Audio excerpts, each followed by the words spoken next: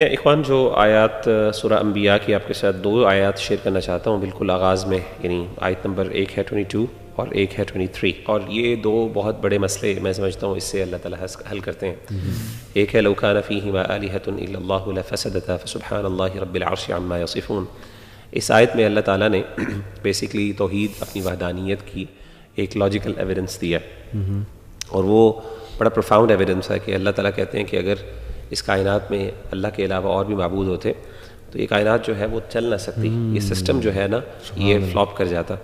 فسبحان اللہ رب العرش، اللہ تعالیٰ بہت بلند ہے اور پاکیزہ ہیں، اور اللہ تعالیٰ عرش کے رب ہیں، عما یصفون بہت بلند ہے اس سے جو یہ اللہ کو جو ہے ڈیڈیکیٹ کرتے ہیں۔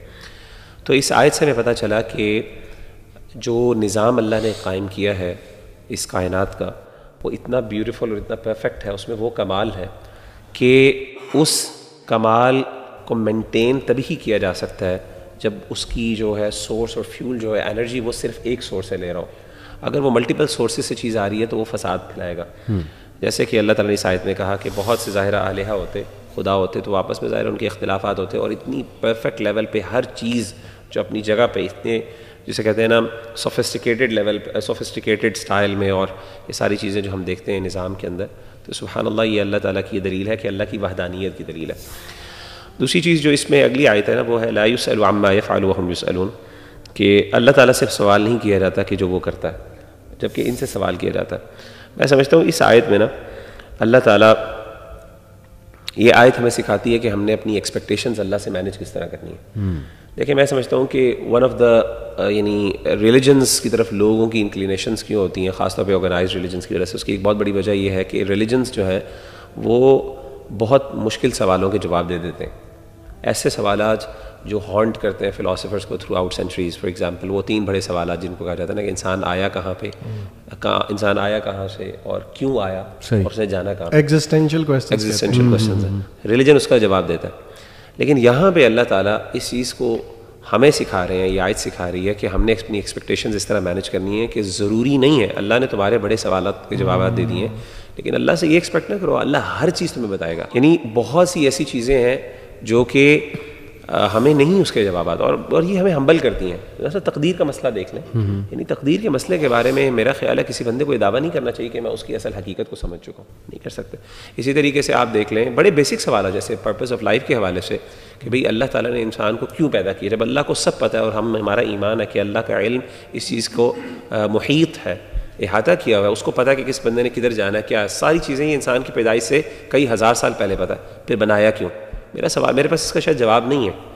ہم یہ کہتے ہیں کہ اس میں حکمت ضرور ہے کیونکہ وما خلقنا السماء والارض وما بینہما باطلا، لیکن وہ حکمت کیا ہے ہم نہیں جان سکتے۔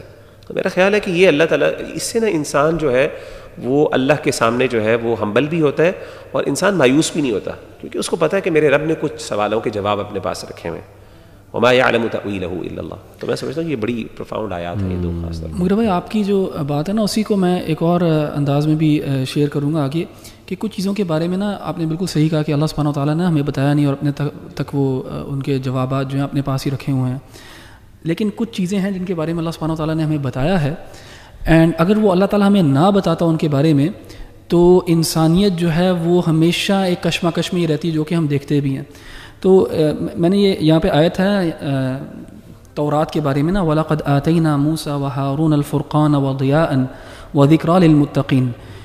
اللہ تعالیٰ نے کہا کہ ہم نے جو وحی نازل کی ہے موسیٰ علیہ السلام کے اوپر اور ہارون کے اوپر، وہ ایک فرقان ہے، رائٹ اینڈ رانگ میں ڈسٹنگوش کرنے والی چیز ہے، ڈفرینشیٹ کرنے والی چیز ہے، ایک لائٹ ہے۔ اللہ تعالیٰ کی جو وحی ہوتی ہے وہ ہمیں آنسرز بھی دیتی ہے کچھ چیزوں کے، اور بڑے کی کویسچنز کے آنسرز دیتی ہے۔ یعنی اللہ تعالیٰ نے کہا کہ یہ ایک کرائیٹیریا ہے جس کے تھرو آپ رائٹ اینڈ رانگ کو ڈسٹنگوش کر سکتے ہو۔ اگر ہم کلاسیکل سے لے کے ماڈرن فلاسفی کا جائزہ لینا کہ فلاسفرز نے تھرو آؤٹ دا سینچریز سوال کن چیزوں کے اوپر کیے ہیں، اینڈ ان کو ابھی بھی وہی سوال جو ہے ہمیشہ ریوزٹ ہو رہے ہوتے ہیں، اور کوئی بھی اینکر ان کو کبھی نہیں ملا۔ اگر آپ پری سوکریٹک اسکالرس کو دیکھیں گے یا فلاسفرس کو دیکھیں گے، وہ بھی یہی سوال کر رہے ہیں، تھیلیز وغیرہ، اس کے بعد سوکریٹیز، پلیٹو، ایرسٹوٹل بھی، اور آج ماڈرن ڈے فلاسفرز بھی وہی سوال کرتے ہیں۔ اینڈ وہ تین پرابلمز ہیں، ایک ہے پرابلم آف نالج جسے ہم اپسٹمالوجی بھی کہتے ہیں، ایک ہے پرابلم آف کانڈکٹ جسے ہم ایتھکس بھی کہتے ہیں، ایک ہے پرابلم آف گورننس جسے ہم پولیٹیکل سائنس کہتے ہیں۔ تو پرابلم آف نالج بیسکلی یہ ہے کہ ہم how do we know what we know, how do we find out what is true, کیا ریالٹی کیا ہے، کیا ہماری پرسیپشن ہے صرف، یعنی کہاں پہ اینکر ہے، کہاں سے ہم جو ہے نا چیزیں رائٹ اینڈ رانگ لیں گے، کہاں سے ہم نالج لیں گے. بیسکلی وحی جو ہے وہ آپ کا اسٹارٹنگ پوائنٹ ہے. اللہ تعالیٰ نے آپ کو دی یہ چیز اسی لیے تاکہ آپ جو ہے ان کچھ بیس ایکزیومیٹک پرنسپلز بنا لو، اس کے اوپر پھر اپنی سوچ اور عمارت کو کھڑا کرو. کیونکہ اگر اللہ تعالیٰ یہ نہیں دے گا نا تو ہمیشہ یہ آپ دیکھیں گے فلسفے میں یہ پرابلمس کبھی بھی سالو نہیں ہوئے، ہمیشہ نئی چیزیں آتی رہتی ہیں اور پھر پرانی چیزیں ریوزٹ ہوتی رہتی ہیں. مطلب فار ایگزامپل آج کل ماڈرن فلاسفی کے اندر پلاٹونک جو آئیڈیاز ہیں وہ بہت زیادہ ریوزٹ ہو رہے ہیں. سو وہ ایک سائیکل کے اندر انسان جو ہے گھومتا رہتا ہے. اسی طرح پرابلم آف کانڈکٹ جو ہے، what is right conduct and what is wrong conduct, غلط اور صحیح چیز کیا ہے، رائٹ اینڈ ایول کیا ہے، ایتھکس، ایتھیکل ماڈل کون سا والا آپ نے فالو کرنا ہے، کانسیکوینشلسٹ ماڈل فالو کرنا ہے، یوٹیلیٹینین ماڈل فالو کرنا ہے، الٹروسٹک ماڈل فالو کرنا ہے، ورچو ایتھکس فالو کرنا ہے. فرق ماڈلز ہیں. اللہ تعالیٰ جو ہے نا ہمیں ایک وحی دیتا ہے جس کے جو کرائٹیرین ہے ڈیسائیڈ کرتا ہے کہ رائٹ چیز کیا ہے، رانگ چیز کیا ہے. ہمارے لیے بڑا آسان ہو جاتا ہے ایتھکس کے لحاظ کے اندر رائٹ اینڈ رانگ کانڈکٹ، اور اسی کے اوپر بلڈ کرتا ہے گورننس، کس قسم کی گورننس ہونی چاہیے، سوورینٹی کس کی ہونی چاہیے. یہ پولیٹیکل سائنس کا جو ہے بہت بڑا ٹاپک ہے، سوورینٹی کس کی ہونی چاہیے، پیپل کی ہونی چاہیے، مونارک کی ہونی چاہیے. وہ بھی ساری چیزیں جو ہے وحی ہمارے لیے حل کر دیتی ہیں. تو جو ہیومن ایکسپیرینس کے اندر جو وحی جو فرقان اور جو لائٹ پرووائڈ کرتی ہے، اگر ہم اس کو ترک کرتے ہیں تو ہم دیکھتے ہیں کہ فلسفی میں وہی جو ہے نا چکر کاٹ رہے ہوتے ہیں انسان. یعنی یہ کہنے کا مطلب ہے کہ اللہ تعالیٰ نے انسان کے بڑے مسئلوں کو حل کیا. بالکل. اور دیر آر سرٹن اسپیکٹس جن کو اللہ تعالیٰ نے کنسیل بھی کیا ہے اور اس کے پیچھے حکمت ہے. بالکل. کیونکہ وہاں پہ اللہ تعالیٰ کا مقصود انسان کے ساتھ یہ کہ اللہ تعالیٰ کے سامنے انسان عاجز بھی ہو اور تفویض کرے اس چیز کو اللہ کے پاس. کیونکہ اگر ہر چیز کا کیونکہ دیکھیں اخی میں نے دیکھا ہے کہ ہر چیز کا جو جواب مل جانا نا یہ ایروگنس کریٹ کرتا ہے. میں پچھلے دنوں ریچرڈ ڈاکنس کی ایک کتاب میں پڑھ رہا تھا تو اس نے یہ کہا تھا کہ وی ہیو کلڈ، یعنی اس کا مطلب یہ تھا، میں پیرافریز کر رہا ہوں کہ بیکاز وی ہیو آلریڈی ہمیں پتہ چل گیا سولوشن، آنسر تو خدا کی ضرورت نہیں ہے. کیونکہ دے یوز ٹو بلیو کہ خدا، وہی میری بات ہے کہ خدا کی ایگزسٹنس تبھی نیسیسیٹیٹ کرتی ہے جب آپ پاس جوابات نہیں ہیں، یعنی گیپس ہے، گاڈ آف دا گیپس جس کو کہتے ہیں. تو انہوں نے کہا جب ہمیں انفارمیشن مل گئی، ہمیں جوابات مل گئے تو ہمیں گاڈ کی ضرورت نہیں ہے. اسی لیے جو میں سمجھتا ہوں کہ one of the problems with evolution is کہ یہ بیسکلی یعنی اس کو پاپولرائز کرنے کی ایک بہت بڑی وجہ یہ ہے کہ یہ آپ کو آلٹرنیٹیو دیتی ہے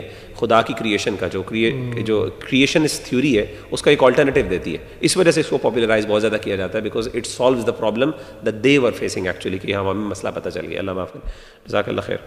ایک اور آیت جو میں خاص طور پہ جو اس میں سورہ جو دعا ہے سیدنا یونس علیہ الصلوۃ والسلام کی، سیدنا یونس علیہ الصلوۃ والسلام کا جو کیریکٹر ہے میرے لیے بڑا فیسینیٹنگ ہے بروز.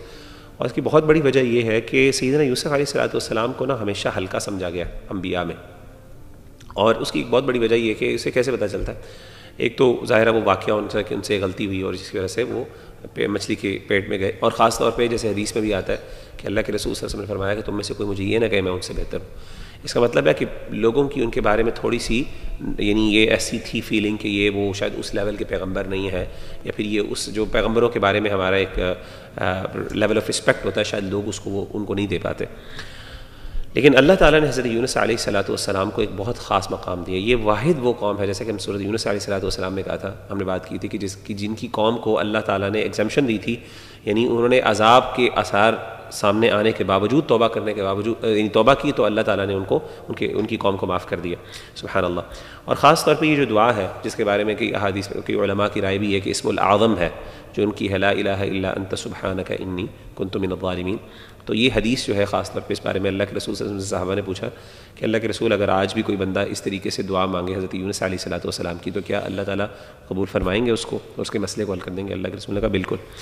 تو جو بہت سی رائے ہیں کہ اسم العظم کیا ہے بیسکلی، تو اسم العظم کے بارے میں جو میں سمجھتا ہوں اور جو میں دعا کثرت سے جو میں مانگتا ہوں خود اللہ تعالیٰ کے سامنے وہ یہ ہے، یہی دعا حضرت یونس علیہ الصلوۃ والسلام کی، لا الہ الا انت سبحانک انی کنت من الظالمین. اور یہ انسان کو بڑی بڑی مشکلات سے نکال دیتی ہے. تو یہ حضرت یونس کی سنت. اس آیت یہ جو آیات ہے نا، ان آیات میں جو جس طرح یہ آیات اینڈ ہوتی ہیں نا وہ بھی بہت مزے کے طریقے سے اینڈ ہوتی ہیں. یعنی کہ اللہ نے کہا کہ وَنَجَّيْنَاهُ مِنَ الْغَمِّ، ہم نے یونس علیہ السلام کو غم سے نجات دی. اور پھر اللہ آگے کہتے ہیں کذالک ننجی المؤمنین، کہ اسی طرح ہم اہل ایمان کو بھی جو ہے وہ، یعنی کہ ڈپریشن کی دعا بتائی جاتی ہے، غم کی، یعنی کہ اگر آپ کو غم ہو تو یہ آپ جو ہے نا دعا کثرت کے ساتھ پڑھیں تو انشاءاللہ اللہ تعالیٰ تمام غموم اور ہموم سے جو ہے وہ یعنی کہ وہ دور کر دیں گے اللہ تعالیٰ. اچھا جی، ایک آیت جو سورہ حج سے میں نے اپنے سامنے کھول کے رکھی ہوئی ہے، یہ میں سمجھتا ہوں ہر مسلمان کے لیے ایک لٹمس ٹیسٹ ہے. آیت نمبر 11 ہے سورہ حج کی.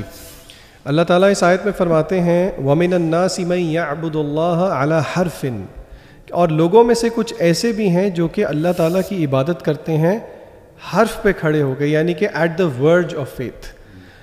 if they are blessed with something good they are content with it، لیکن اگر اللہ تعالیٰ ان پہ کوئی آزمائش لے کے آئے تو وہ ریلیپس ہو جاتے ہیں ڈس بلیف میں. حالانکہ اس کی تفسیر میں صحابہ نے جو کوٹ کیا ہے وہ تو کوٹ کیا ہے کہ مدینہ کچھ لوگ آتے تھے مسلمان ہو جاتے تھے، لیکن میں سمجھتا ہوں کیونکہ یہ آیت جو ہے فیس ویلیو پہ ہر مسلمان کے لیے، تو یہ بہت ڈرنے والی آیت ہے کہ ہم دیکھیں کہیں ہم بھی تو اللہ کی عبادت کنارے پہ کھڑے ہو کے نہیں کرتے، کہ جب آسانی ہو تو ہم بڑے مطمئن ہیں، لیکن جیسے ہی اللہ تعالیٰ آزمانا شروع کر دے تو ہم جو ہیں اپنے الٹے پیر پھر جائیں. اور غالباً ایک حدیث میں دعا بھی ہے جس میں پناہ مانگی گئی ہے کہ یا اللہ ہم آپ کی پناہ میں آتے ہیں کہ we turn back on our heels. یہ اتنی امپورٹنٹ ہے کہ میں نے بھی یہی سلیکٹ کی ہوئی تھی، تو میں بھی اس پہ انشاءاللہ 2-3 پوائنٹس، اسی لیے آپ تھوڑا سا اسمائل کیے تھے جب جی میں نے آیا. بالکل. لیکن انشاءاللہ اگلا پوائنٹ آپ اس میں پلیز ایڈ کر دیجیے گا، خسیرت دنیا والآخرہ. اللہ تعالیٰ نے کہا کہ انسان جو ہے نا وہ دنیا کے لحاظ سے بھی خسارے میں پڑتا ہے اور پھر آخرت کے لحاظ سے بھی. جی. تو اس میں سب سے پہلے جیسے شان نے کہا لٹمس ٹیسٹ ہے. دیکھیں اس میں نا ایک کنفیوز مسلم کی سچویشن بیان کی گئی ہے جو ایج پہ کھڑا ہے. جیسے نا ایک بیٹل فیلڈ پہ نا ایک بندہ بالکل کونے میں کھڑا ہوتا ہے اور وہ دیکھ رہا ہوتا ہے کہ یار فتح ہو گئی تو میں آگے چلا جاؤں گا، نہیں ہوئی تو بھاگ جاؤں گا. تو یہ بالکل وہی سٹیٹ ہے کہ دیکھیں یا تو شک و شبہات ہیں ہمارے دلوں میں کہ پتہ نہیں یار آخرت آئے گی نہیں آئے گی، لیکن چلو اگر آئے گی تو ہم تھوڑی بہت محنت کر لیتے ہیں. تو ایسا جو بندہ ہے احمد بھائی جیسے آپ نے کہا نا، یقین کریں نہ وہ دنیا کما سکتا ہے نہ وہ آخرت. جیسے کافر جو ہے نا وہ بڑا فرم ہے اس پہ، ایتھیسٹ، وہ کہتا ہے کہ دنیا ہی ہے، وہ پھر ٹکا کے دنیا کی محنت کرتا ہے اور دنیا اسے مل جاتی ہے. جیسے کئی اتنے امیر یولو کا فلسفہ بھی یہی ہے نا، یو اونلی لیو ونس، اسی لیے وہ ایکسپلوئٹ کرتے ہیں. بالکل. اور لیکن جو دوسرا مسلمان ہے اللہ کہتے ہیں تم آخرت پہ کام کرو گے ہم دنیا بھی دے دیں گے. حدیث کا کانٹیکسٹ ہے. بٹ یہ جو کنفیوز اسٹیٹ ہے نا، اس میں نہ پراپر دنیا سے فائدہ اٹھا سکیں گے، نہ ہی جو ہے وہ آخرت میں بھی پھر جائیں گے. ظاہر ہے کیونکہ ایمان جو ہے وہ کامل تھا ہی نہیں، اس بیسس پہ تھا ہی نہیں. تو آئی تھنک یہ اس میں ایک اور بڑی زبردست سائیکی جو ہے نا وہ بیان کی گئی ہے. ہمارے جو انسانوں کی سائیکی ہے انفارچونیٹلی وہ یہ ہے کہ what can God do for me, یہ نہیں کہ what can I do for God. I think کہ صحابہ یہ سوچتے تھے کہ ہم کیا اللہ کے لیے کر سکتے اور دین کے لیے ہم یہ کہتے ہیں نہیں اللہ میرے لیے کیا کر سکتا ہے، اور کرے گا تو ٹھیک ہے، نہیں کرے گا تو پھر میری ناراضگی ہے، یا مجھے کچھ نہیں ملے گا تو اس کا مطلب کہ جی اللہ تعالیٰ نے مجھے وہ کیوں نہیں دی. تو آئی تھنک کہ ہمیں اپنے ایمانوں پہ جو ہے کام کرنا چاہیے اور ہمیں اس سوچ کے ساتھ زندگی گزارنی چاہیے what can we do for Allah. اور فائدہ ہی تب ہے دیکھیں جب اسلام تو نہیں کہوں گا، مسلمانوں کی ایک ویک پوزیشن ہے تو اس میں آپ اسٹرینتھن کریں اس پوزیشن کو، بجائے کہ یہ دیکھنے کہ نہیں جی جب اسٹرانگ ہوگی تو میں آ جاؤں گا. تو اللہ تعالیٰ ہمیں جو ہے معاف فرمائے. یہ آخری ایک آیت چھوٹی سی کیونکہ سورہ حج کے حوالے سے ہے اور ہماری آگے سے متعلق ہے. سورہ حج میں اللہ تعالیٰ نے بہت خوبصورت انداز سے حج کے حوالے سے مختلف آیات کا ذکر کیا ہے، اور اس میں جو آیت نمبر 36 ہے جس میں اللہ فرماتے ہیں وَالْبُدْنَ جَعَلْنَاهَا لَكُم مِّن شَعَائِرِ اللَّهِ لَكُم فِيهَا خَيْرٌ فَاذْكُرُوا اسْمَ اللَّهِ عَلَيْهَا صَوَافَ، کہ جب تم جانوروں کے اوپر ذبح کرنے لگو تو اللہ کا نام لو. فَإِذَا وَجَبَتْ جُنُوبُهَا، جب وہ گر جائیں اپنے پہلو کے بل، فَكُلُوا مِنْهَا وَأَطْعِمُوا الْقَانِعَ وَالْمُعْتَرَ كَذَلِكَ سَخَّرْنَا، اللہ تعالیٰ کہتے ہیں تاکہ تم شکر کرو. اللہ تعالیٰ ان کو کہتے ہیں اس کو کھاؤ. پھر آگے جو آیت اللہ ذکر کرتے ہیں وہ یہ ہے لَن يَنَالَ اللَّهَ لُحُومُهَا وَلَا دِمَاؤُهَا وَلَكِنْ يَنَالُهُ التَّقْوَى مِنْكُمْ، کہ اللہ تعالیٰ کو تمہارے گوشت نہیں پہنچتے نہ تمہارے خون پہنچتے، لیکن اللہ کو تمہارے تقویٰ تم سے پہنچتا ہے. ان ادر ورڈز اس کا مطلب یہ ہے جیسے کہ ہم پہلے بھی اس چیز کو ریٹریٹ کر چکے ہیں کہ انسان جو بھی دین اسلام کے پر چلتا ہے اور جو بھی اللہ کی بات مانتا ہے اصل میں اس کا فائدہ انسان کو ہوتا ہے.